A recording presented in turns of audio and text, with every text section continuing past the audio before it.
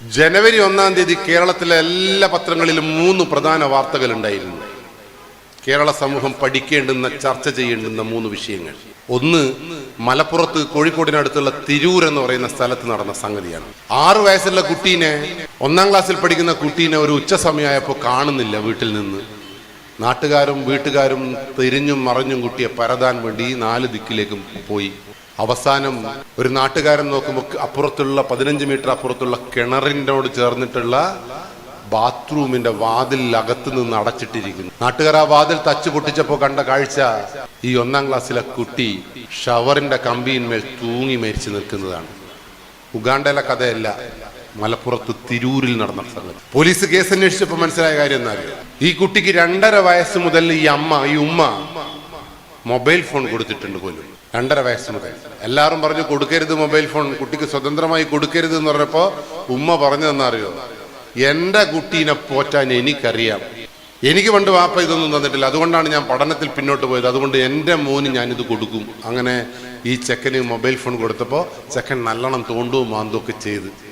ഇത് കണ്ടപ്പോൾ ആ ഉമ്മ പറഞ്ഞു, എൻ്റെ മോൻ നല്ലോണം പഠിക്കുന്നുണ്ട്, ഓൻ നല്ലോണം, എനക്കറിഞ്ഞൂടാത്തല്ല ഓനറിയാം, ഉമ്മക്ക് എന്തറിയാം, നമ്മൾ മരിക്കുന്നതാ നല്ലത്. അങ്ങനെ ആ ഉമ്മയോട് ചോദിച്ചു, എന്താണ് ഉമ്മ അങ്ങക്ക് ഈ കുട്ടിക്ക് മൊബൈൽ ഫോൺ കൊടുത്തപ്പോഴുള്ള ഗുണം എന്ന് ചോദിച്ചപ്പോ ആ ഉമ്മ പറഞ്ഞ മറുപടി എന്താണെന്നറിയോ, എൻ്റെ മോനെ കൊണ്ട് എനിക്കിപ്പോ ഒരു ബുദ്ധിമുട്ടില്ല, ഇവിടുത്തെ ചുമരെല്ലാം നല്ല വൃത്തിയിലുണ്ട്, അടുക്കളയിൽ വെച്ച സാധനം വെച്ച സ്ഥലത്തുണ്ട്, കസേര അങ്ങോട്ടും ഇങ്ങോട്ടും നീങ്ങിയിട്ടില്ല. കാരണം ഈ മൊബൈൽ ഫോൺ കൊടുത്തപ്പോ കുട്ടി മൊബൈൽ ഫോണിൽ തന്നെ ശ്രദ്ധ കേന്ദ്രീകരിച്ചു. ഉമ്മ വിചാരിച്ച് പഠിക്കുകയായി കുട്ടീന്നാ. ഉമ്മ പറഞ്ഞ വർത്താനം എന്താ അറിയോ, ഓനിപ്പോ ഞാനോടൊന്നും മിണ്ടൂലപ്പാ, ഓൻ ചോദ്യങ്ങളെല്ലാം ചോദിക്കുക ഗൂഗിളിനോട്. ഓൻ എന്ത് പഠിക്കണമെങ്കിലും യൂട്യൂബിലാണ് പഠിക്കുക, നമ്മളൊന്നും ഓൻ ആവശ്യമില്ല, നമ്മൾ ശരിക്കും ഉപ്പ അമ്മയൊന്നും ആവശ്യമില്ല. സ്ക്രീൻ അഡിക്ഷൻ അത് മനസ്സിലാക്കിയ കൗൺസിലർ പറഞ്ഞു, ഉമ്മ സ്ക്രീൻ അഡിക്ഷന്റെ പച്ച മലയാളം എന്തെന്നറിയോ, നട്ടപ്പരാന്ത് എന്നാണ്. അതറിഞ്ഞപ്പോ ഉമ്മ ബേജാറായി. ഉമ്മ പറഞ്ഞു, ഇനി എങ്ങനെ മോനെ രക്ഷിക്കുമെന്ന് പറഞ്ഞപ്പോ ഈ കുട്ടിയിൽ നിന്ന് ഘട്ടം ഘട്ടമായി മൊബൈൽ ഫോൺ മാറ്റി വെക്കണം എന്ന് പറഞ്ഞു.